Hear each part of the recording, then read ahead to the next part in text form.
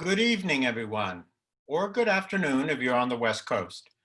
It's my great pleasure to open our joint session between the Institute for Latino Studies and HAND, the Hispanic Alumni of Notre Dame. We are very thankful and grateful to the Hispanic Alumni of Notre Dame for allowing us to be part of this, I think, first ever session where Notre Dame alumni, Latino, Latina, Latinx alumni share some of their experiences with all of us, but especially to serve as a bridge with some of our undergraduates and recent graduates, and perhaps even serve as mentors as our undergraduates and recent graduates think about their future career plans. We have a magnificent panel of 4 individuals. One person may join us in just a minute, who are going to help us think through what their experiences were like at Notre Dame and what advice they might have. So you have read and seen the biographies of each of these individuals. I will not go through them again, but I am going to ask each panelist to very briefly introduce themselves as they respond to our first question. And the question is, what leadership activity were you involved in as an undergrad at Notre Dame? And we'll start with Miguel Antonio Levario, PhD.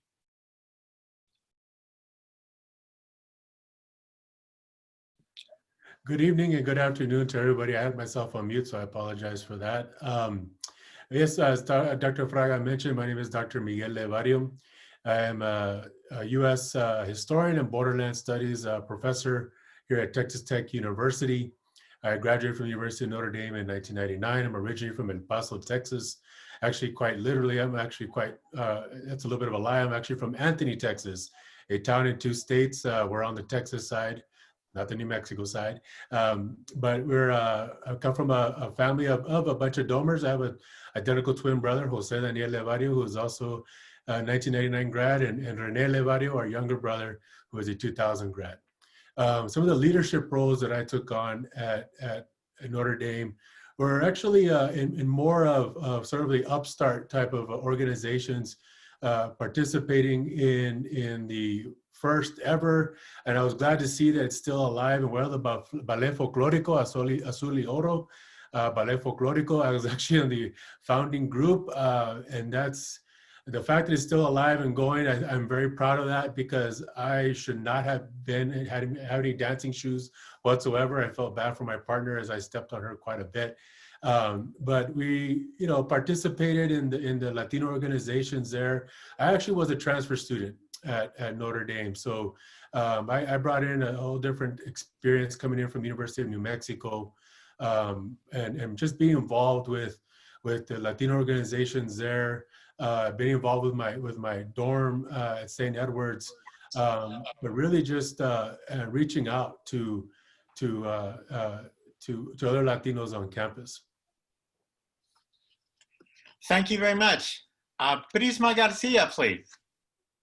Hi, my name is Prisma Garcia. I'm class of 2009.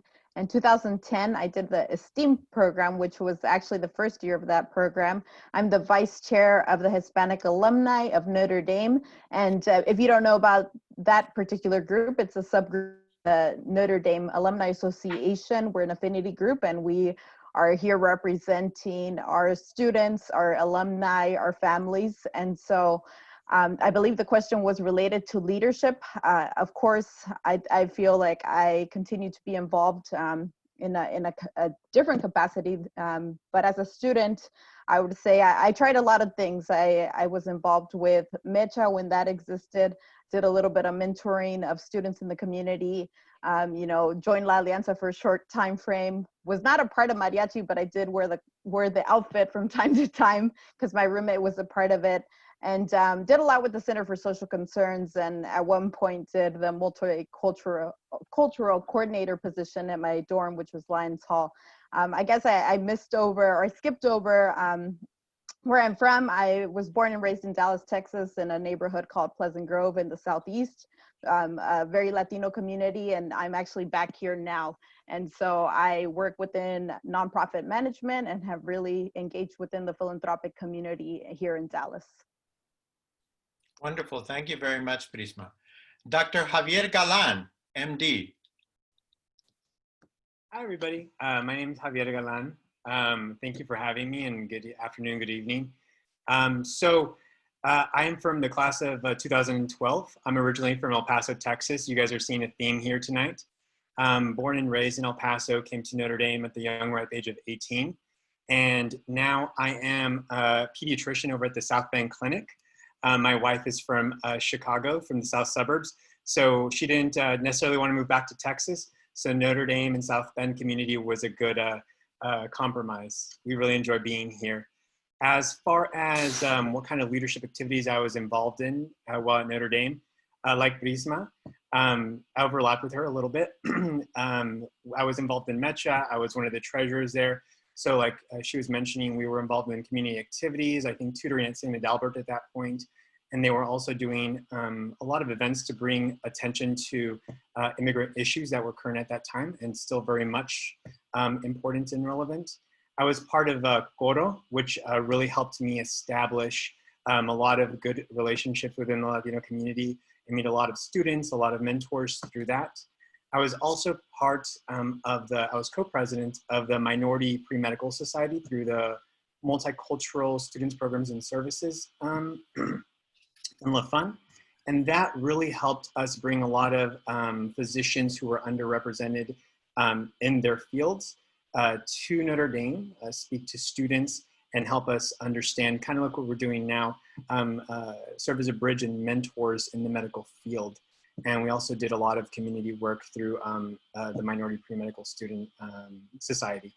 And other than that, I was a student worker at ILS, not a leadership activity per se, but it was a very important step of my Notre Dame journey to meet so many wonderful people like Lali and Maribel. So we were just very happy to be a part of that in terms of ILS.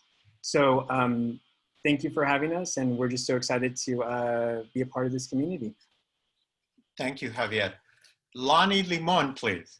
Thank you. My name is Lonnie Limon. I'm a 1996 graduate of Notre Dame. I'm from Austin, Texas, and currently living in Austin, but over the last few years, I've lived in 3 cities. My job takes me everywhere, so I'm in LA, Dallas, and Austin, but I reside in Austin. And during my time at Notre Dame, I actually had a number of different activities I was involved with and different leadership activities.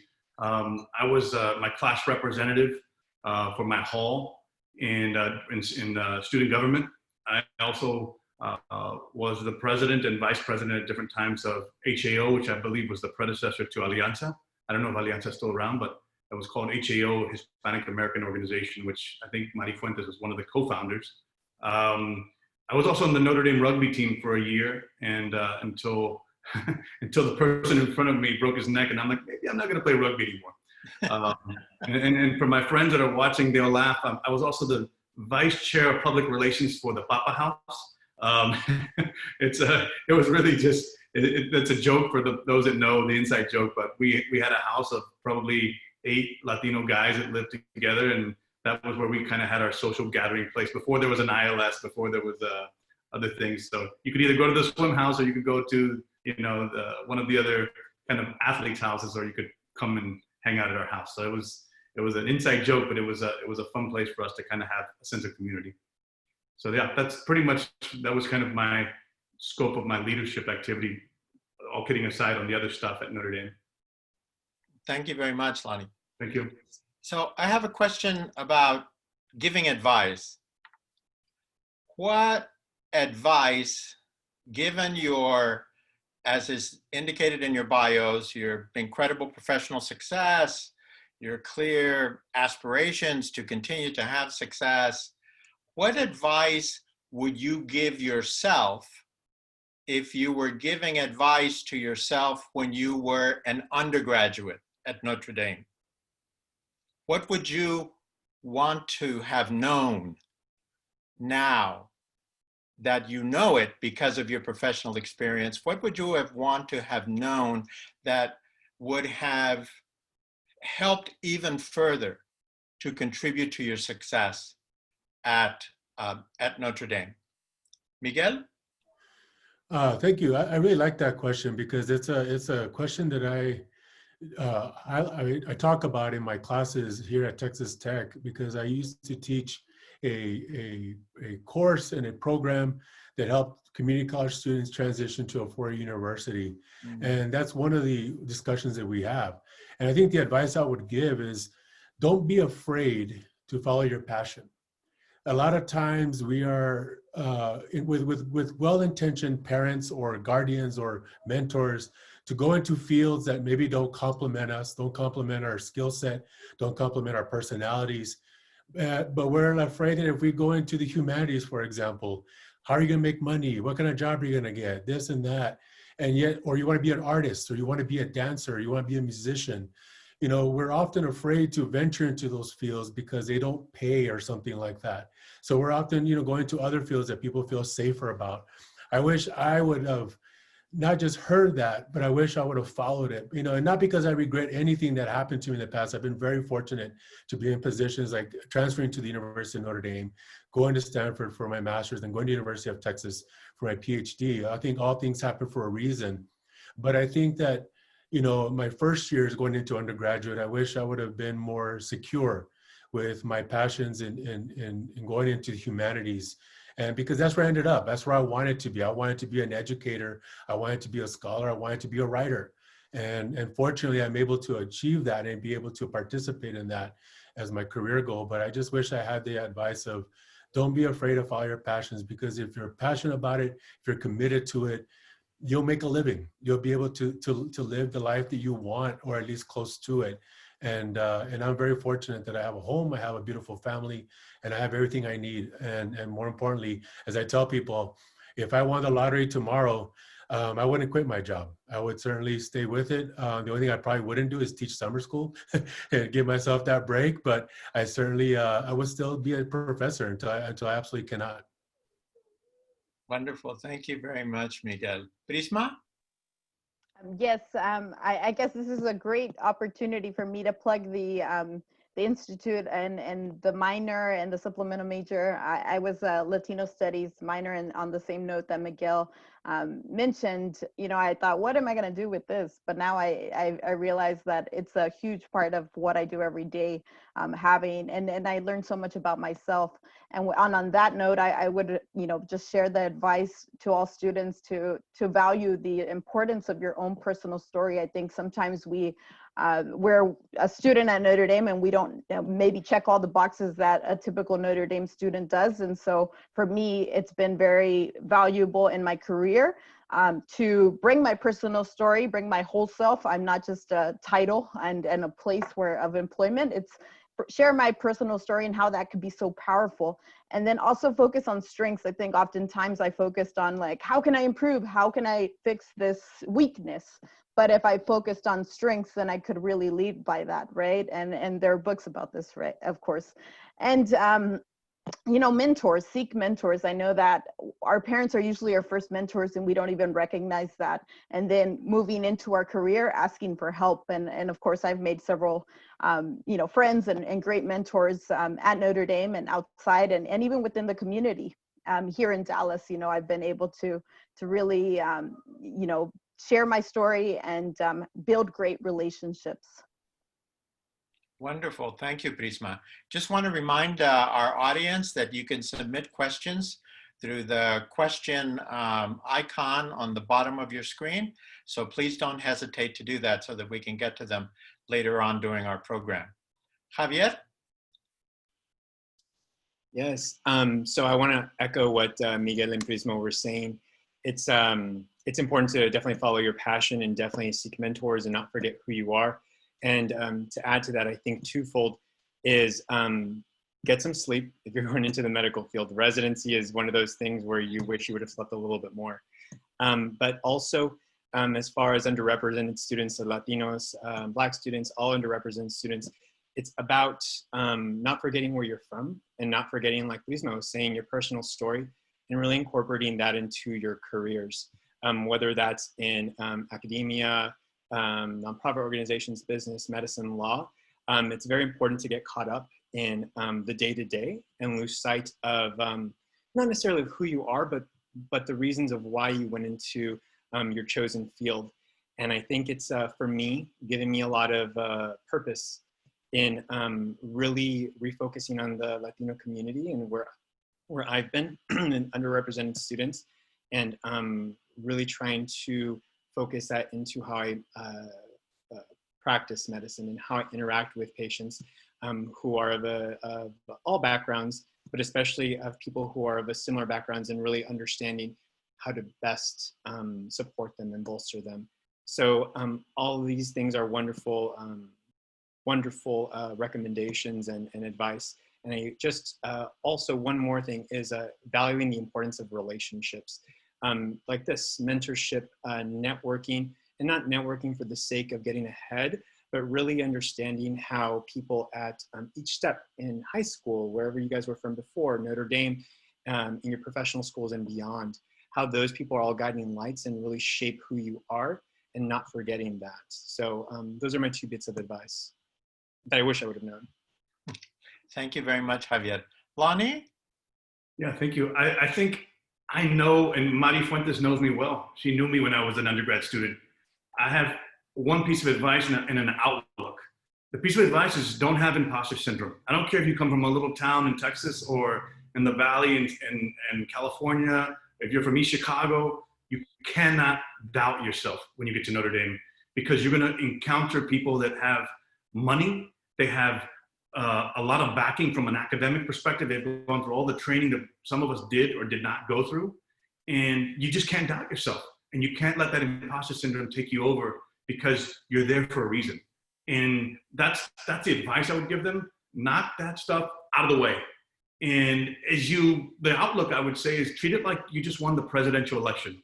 You've got 4 years to win the next election. And the next election might be grad school. It might be going to do something back in your hometown. But you got 4 years, and the first 180 days are your most important. You've got to prove to yourself what you can do.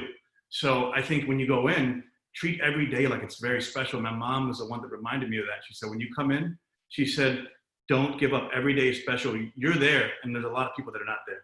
And you have to remember that. So those are the pieces of advice I would give. Wonderful. Thank you very much, all of you, for your advice. I have another question that I'd like to ask each of you in turn.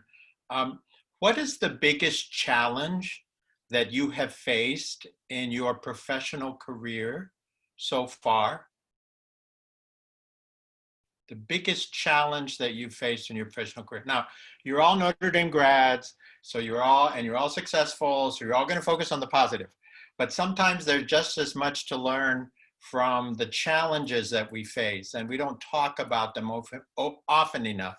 So I was wondering if you could talk to us about one significant challenge that you faced, whether you overcame it or not, one significant challenge that you faced as your professional career has evolved. Miguel? That's a very tough question. I mean, I think that we deal with a lot of sort of micro challenges in a lot of ways, in our career, whether it's like for me right now, my biggest challenge is trying to get back on the wagon and publish my next book. I've been spending I spent the last year teaching at our campus in Costa Rica, which, it just opened up. So there's a lot of teaching responsibility, which kind of kept me away from my scholarship. And then before that, I ran for U.S. Congress in a way to try to bridge that gap between my academic career and serving my community. So the challenge I'm facing right now is getting back and getting back into scholarship. And then, dealing with, I have a family. I have a 9-year-old and soon to be 10-year-old, and I have a recent 7-year-old who just turned 7 years old, and they're doing virtual learning. And, so we all have this challenge of COVID and all that brings in. So I think that it's a number of micro challenges, but I think that helps me sort of overcome them, or at least to confront them, is that I'm very fortunate to have a good support system. I have a very supportive partner in my wife. I have, an extended family, my parents still, my brothers, my aunts and uncles, my cousins are all still very much a big part of my life and help sort of push me. They become sounding boards, or they come and visit or allow us to kind of decompress. But definitely with my support system, I'm able to confront those challenges and overcome them. But right now, it's definitely with. I think everybody's going to say COVID. Obviously, that's a big challenge for all of us in a number of ways. But right now, it's really just trying to redirect, refocus, and get back into publishing and to getting my scholarship out there.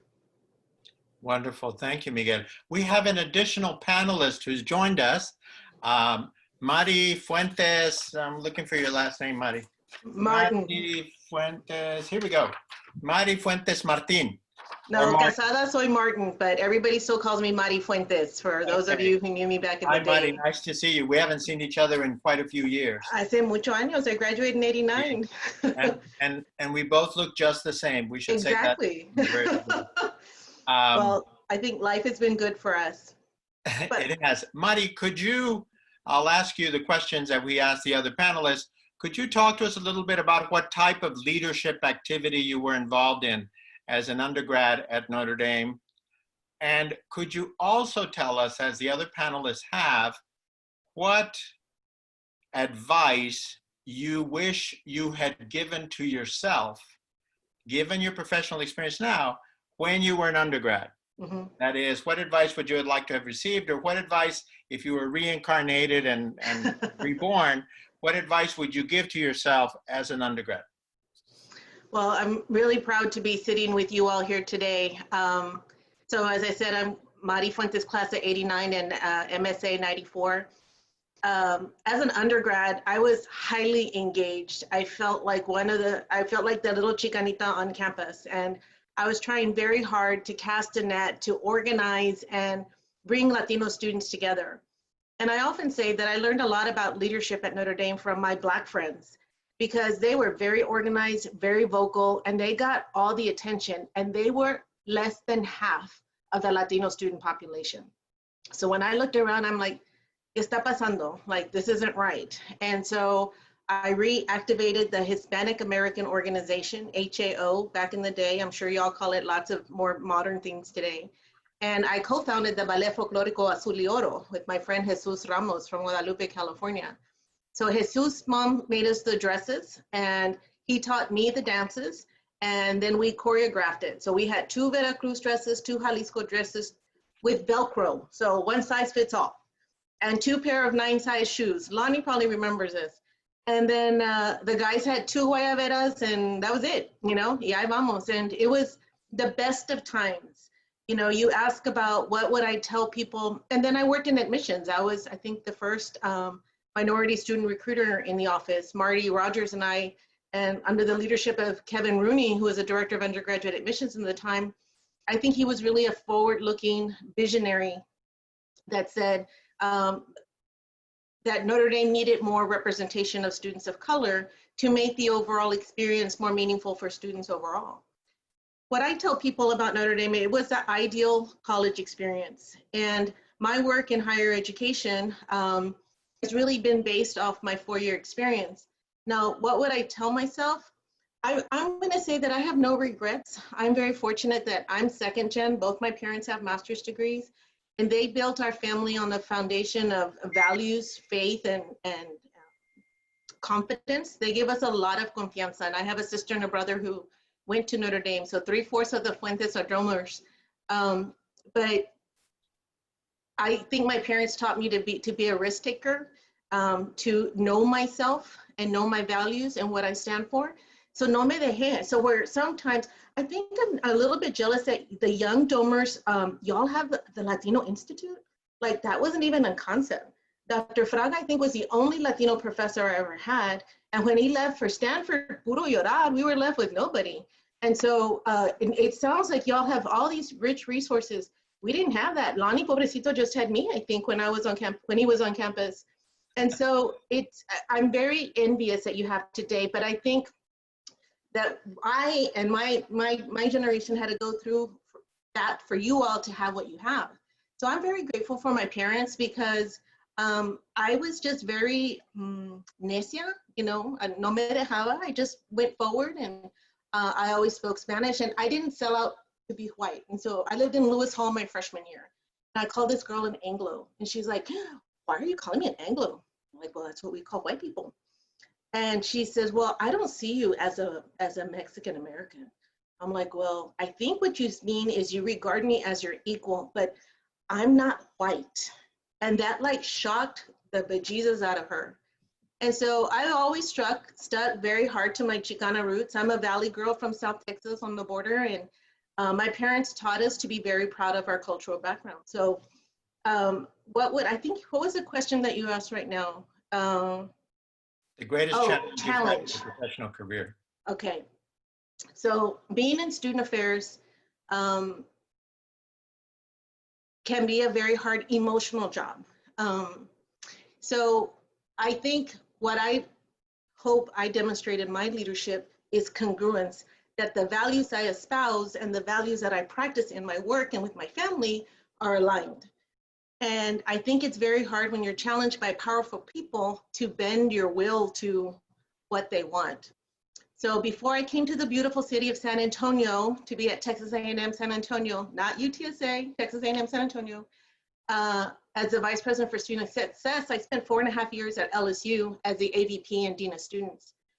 And that was probably, it was not a mistake, but it's the worst professional experience of my life.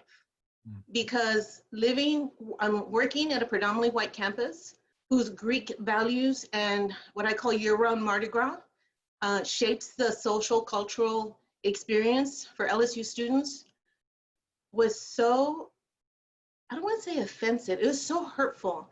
When I got there and I saw the raucous way that they experience student life, I'm like, this is a tragedy waiting to happen.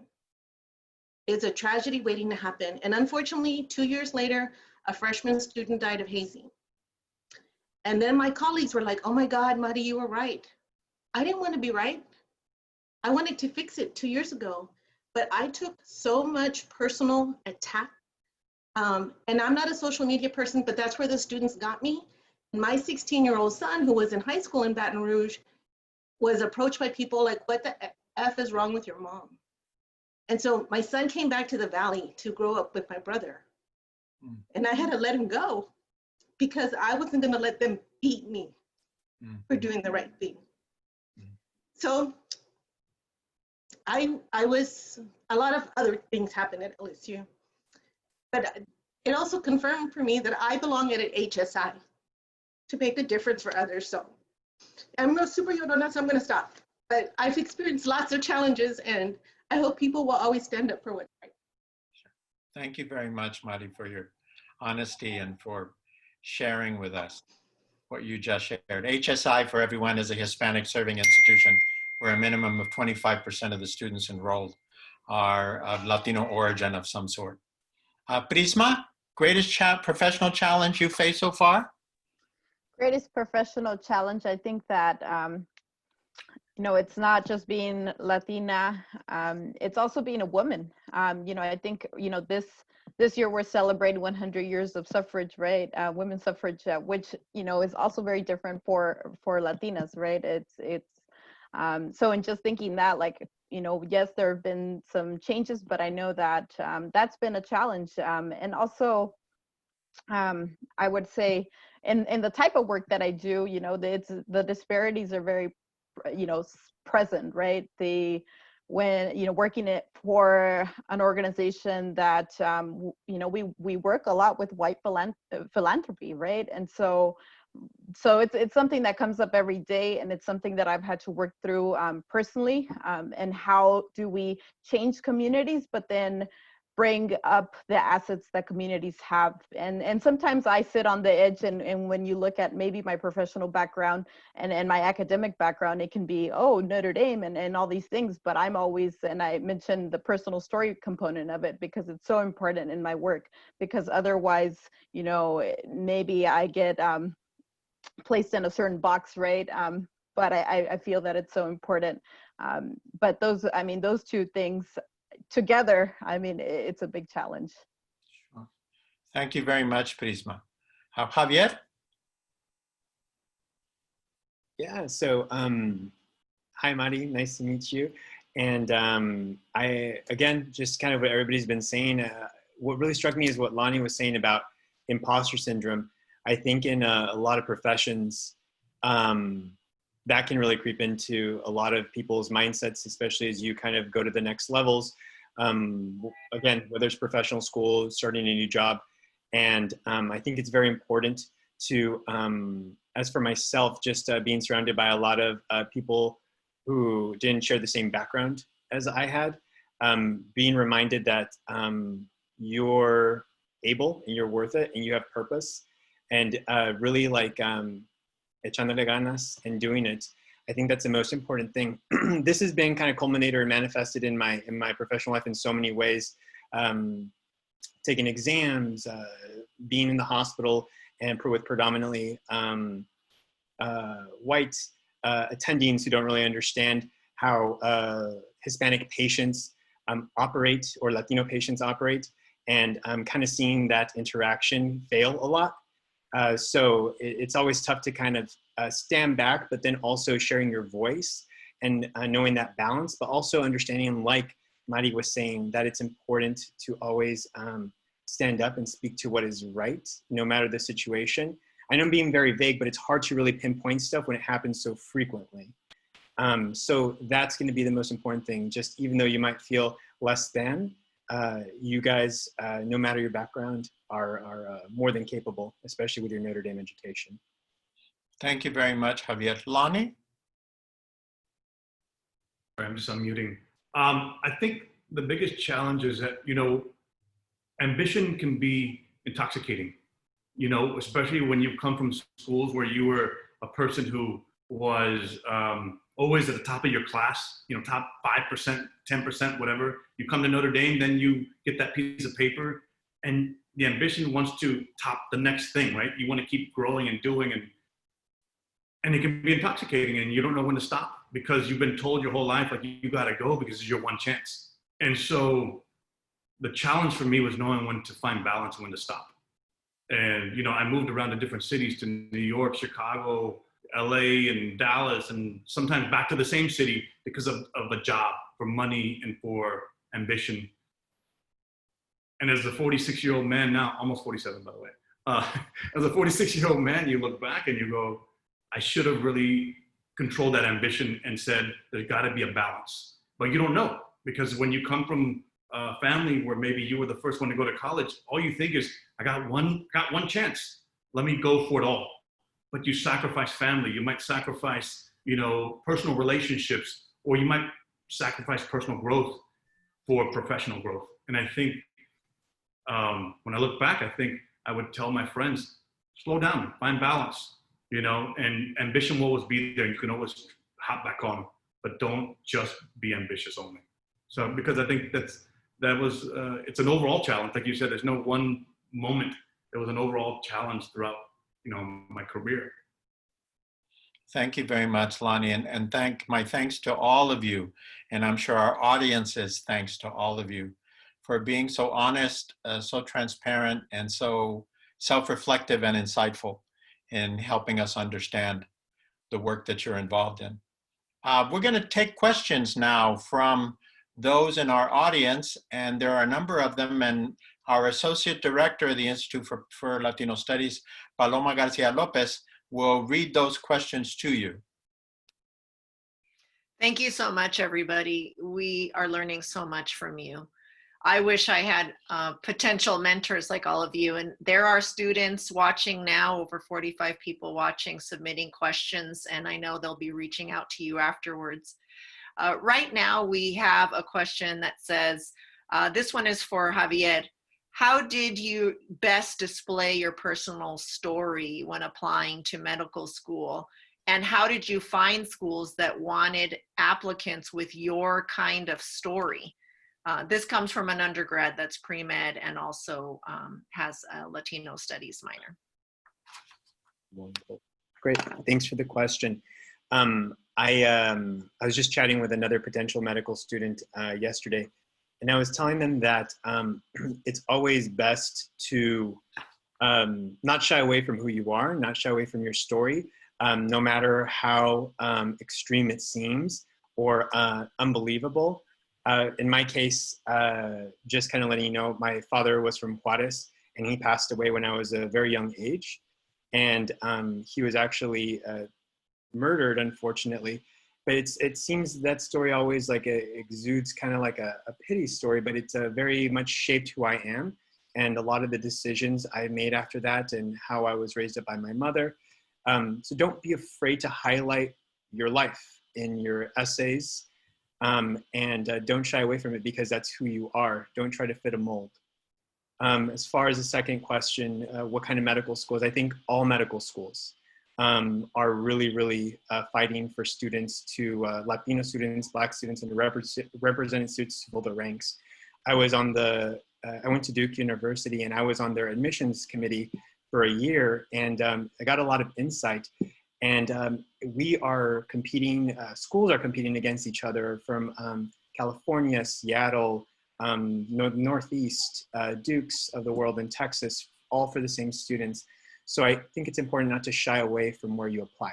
Don't limit yourself. I think that's the most important thing I can say. Thank you so much, Javier. Our next question comes from an alum, a fellow alum.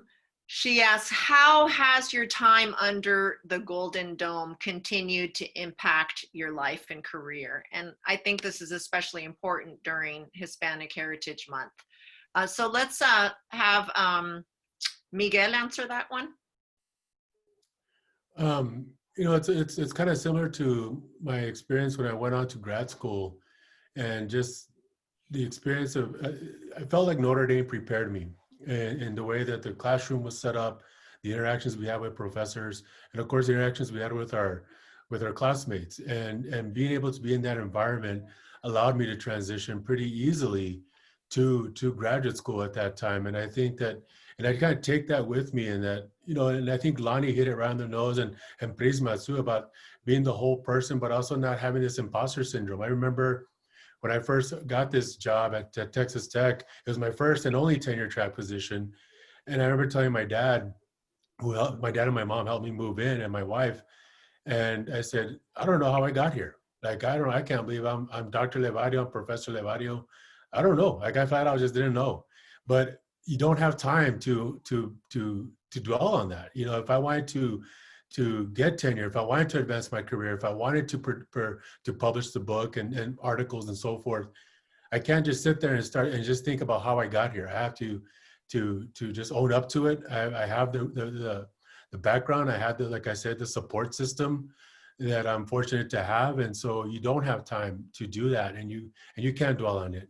So I've been so just kind of using that experience of, you know, coming from a small town outside of El Paso, you know, and getting up at Notre Dame, and I think it was Lonnie or somebody mentioned that, you know, you're going to be surrounded by people who have maybe come back from Exeter or come from these really prestigious high schools or prep schools. And, you know, I went to a private school, but it's, you know, it was a very modest one, but we came from, you know, we're first generation, my brothers and I. So, you know, you can either wallow and feel bad about yourself, or you can just, you know, get yourself in your bootstraps and just kind of, you know, play and play with them and compete. And you're there for a reason, as Lonnie mentioned. I think that was kind of, that's how I take that. I take that attitude, you know, having that feeling early on as a 19-year-old, 20-year-old at Notre Dame, and then coming into my position here at the Texas Tech and just saying, like, you know, I do belong. You know, I was hired, I competed with everybody, I competed with the best. I was fortunate to get the offer. So I belong here, and I need to accept that. And it's okay to accept that. It doesn't make me feel arrogant or anything like that. It just means that I belong and I can compete, and I need to do a job. Thank you very much. Our next question is, do you think Hispanics need to assimilate in order to reach their first full potential, in order to be successful? And I know that Lonnie alluded a little bit to this, but can all of you comment on to what extent the forces to assimilate have or have not impacted you? We can start with Prisma.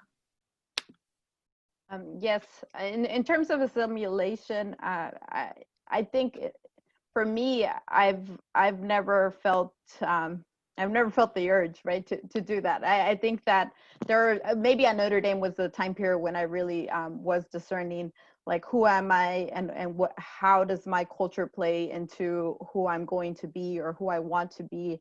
And I think there's just so much to that story and that narrative that, you know, we don't, and I believe the question was Hispanic, non-Hispanic, and I mean, I don't think, I don't know, my recommendation is in terms of professional.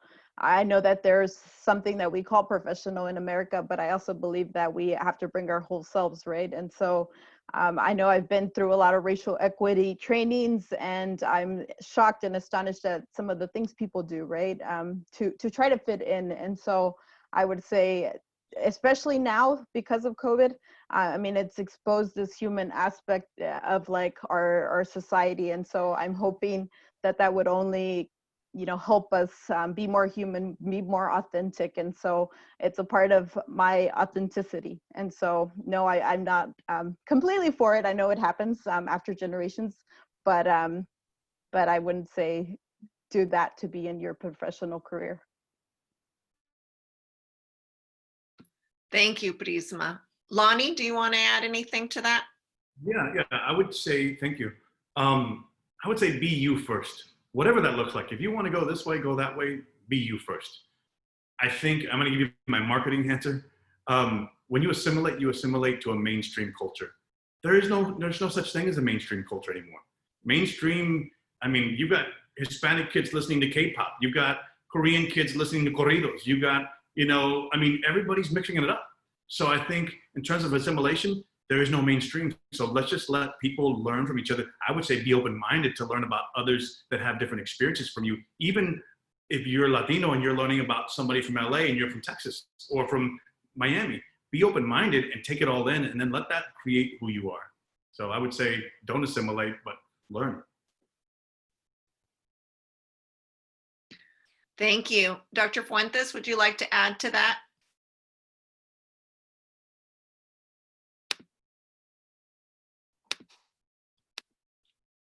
Unmute myself. Okay.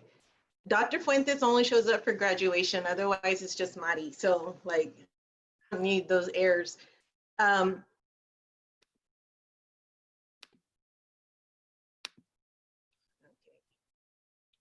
I think I've shared that I'm very Chicana, but I did marry a white guy, and we have 3 sons, and they're grown men. The twins are 24, and my youngest one is 20. And one of the things I'm grateful for is that we did go back to the Valley, and they grew up there for 15 years, so 20 years. So the foundation of who they are, a lot of it has to do with being from the border, but none of them are bilingual. So other than the bad words and the menu, they don't speak it fluently. So I'm always afraid, like, did I not give them my Chicana heart? Like, you know, they didn't have to go to Spanish mass. They didn't have to do all those things. It was just different for them. But I was real proud of my youngest son. He's a junior at LSU right now, but when he was a sophomore, he was taking a philosophy class. And the class, I don't know what it was about, but being a very conservative state, people in his class started to say, build a wall, you know, all those things. And Michael's just kind of sitting there. And Michael said to them, to the class, he says, do any of you know an immigrant? Calladitos. Not one person in his class had ever met an immigrant. And Michael said, I went to school with them. And let me tell you what that is like, what their life is like coming to school in the United States. And being a migrant family and being all these things. My son is not a migrant. My son did not get free lunch. My son is not any of those things. But his friends were all those people in the Valley that might be the target of attack in these political ads. So when he told me that story, and that everybody just paused and let him talk, and confrontation didn't really happen after that. No me Mari llore. I was so proud that my son, you know, actually said something at this campus that has not been friendly to me nor him. And so I was really happy to find he had a little Chicano heart. So it's different than what my experience was, but I'm very proud that I think all 3 of them have a little bit of that in them. Thank you. That leads perfectly into our next question from an undergraduate. He wants to know, how do you factor culture into where you're going to live, set roots, be connected to your community once you're a professional? How do you decide? And I'll pose this to Dr. Galan, who just moved and recently became a father. So how did you decide what to do with your MD? No, definitely. That's a tough question. And it definitely played a big factor as to what the community looks like, as to where we're going to live and where we're going to set roots. Because I'm not sure how many people have joined in, but I'm from El Paso, Texas. My wife's from, her family's from South Chicago originally, but they moved down to the south suburbs of Chicago.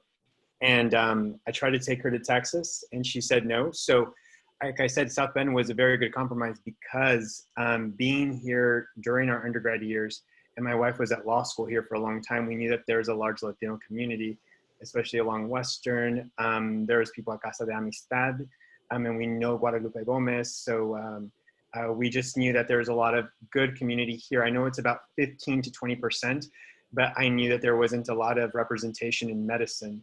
And for me, it was important growing up to see people in medicine that look like me. And those were a lot of my mentors in El Paso. And I felt that I'm not special by any means, but I felt like I could be a pediatrician for Latino kids here in the South Bend community. And I felt that that was important to have some sort of representation. So obviously not a large Latino community, but I felt like a Latino community where we could definitely put down roots, and my son Agustin could grow up and know other kids who share the same background as he does, and also have a diverse worldview with Notre Dame right in our backyard. Thank you. That's fantastic. Could you share with us, Miguel, how you chose to connect culture and setting your roots? Yeah, I really appreciate following Javier in this regard, because it's a very similar experience living in Northwest Texas, and where we, you know, it's not El Paso, it's not where it's 90% Latino or Mexican American or Mexican, you know, so you're having to adjust. But one of the things that I, you know, and again, I'm just going to basically repeat or piggyback off of Javier here, in that I instead of kind of focusing on the fact that I'm going to live in an environment that has 25-30% Latino, and it's not really, you know, Texas Tech at the time was not HSI, it is now, or me being the only Latino faculty member in my department, and probably I think the first Mexican American in quite some time, if not at all, in my department. So that was instead of focusing on that, I was fortunate to be trained by Dr. Emilio Zamora, who really urged us to reach out to our communities. So, you know, having our scholarship, not just for academia, but to have it accessible to others and then apply it to our communities.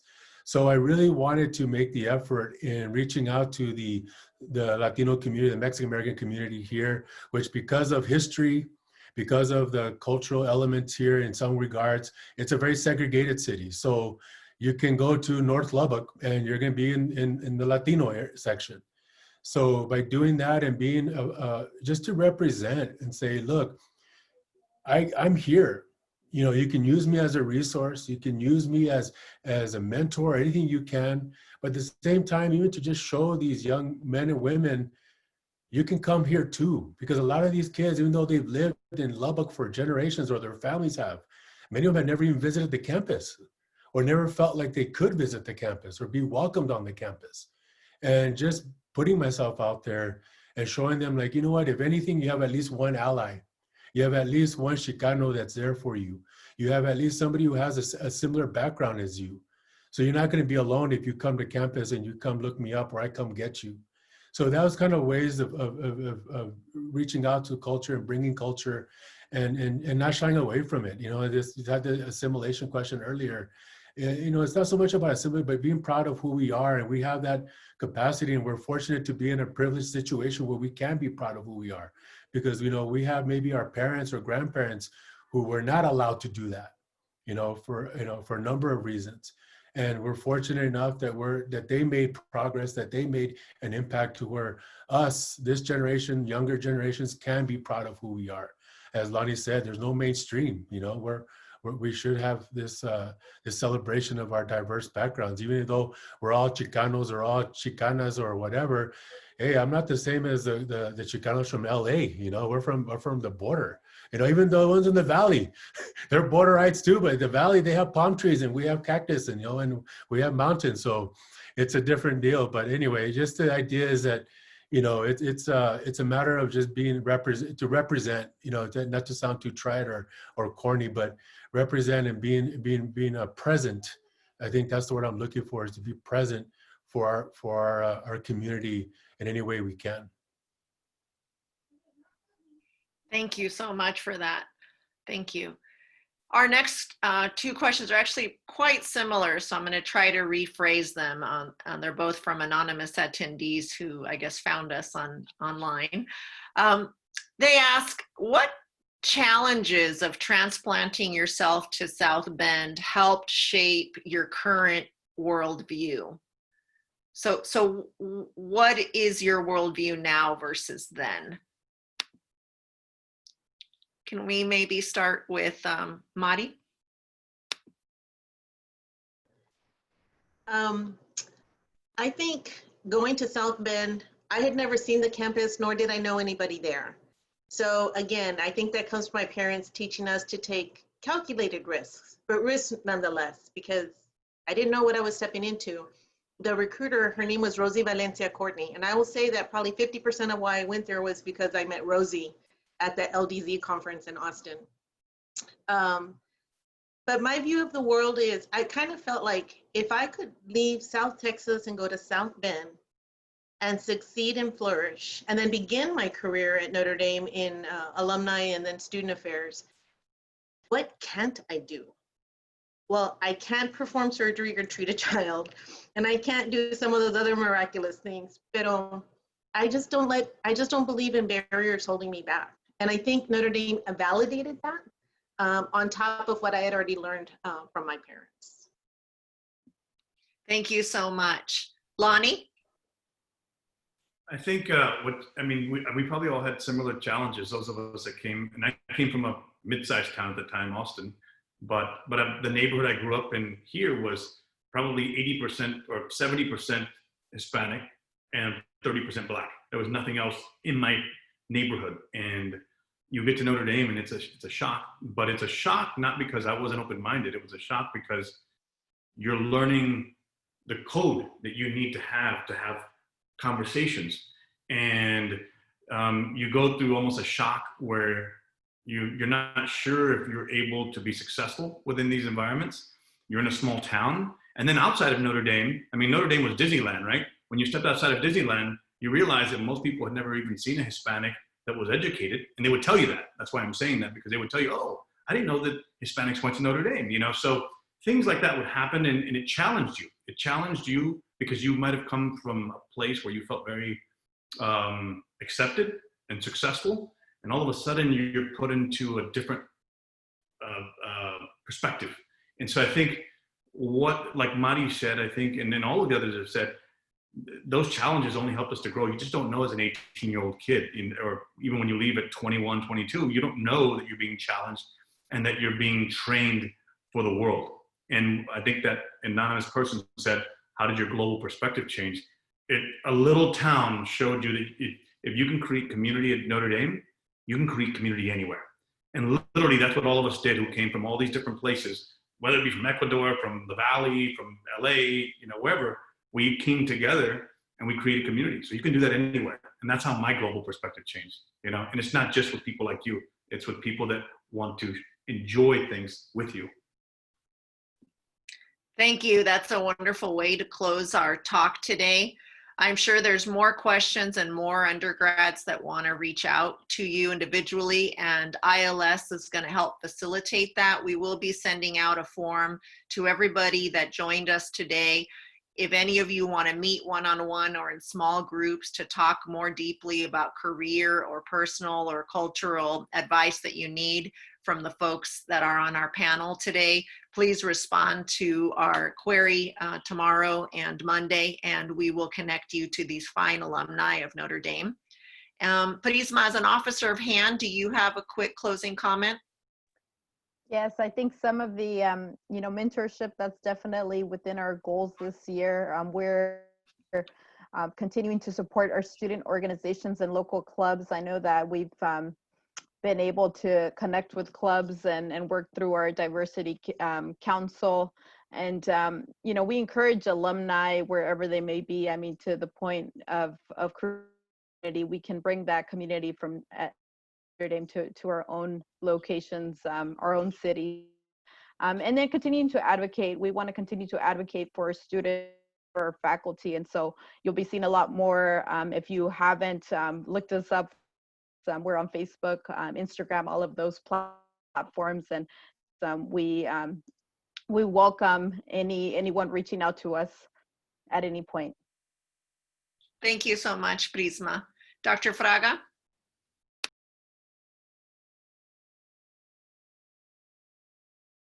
Myself?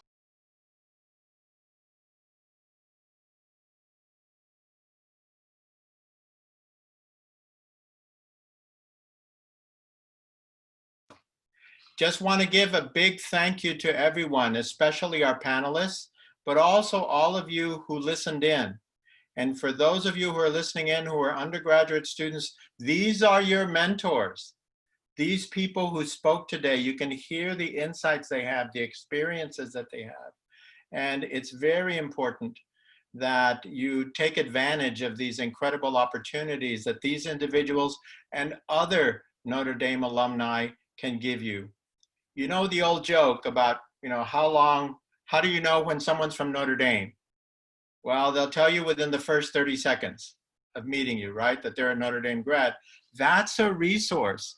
Use that as a way to try to better understand what it is that you can learn, what it is that you can do, and especially how to negotiate all the complexities that you're likely to experience as you advance in your careers.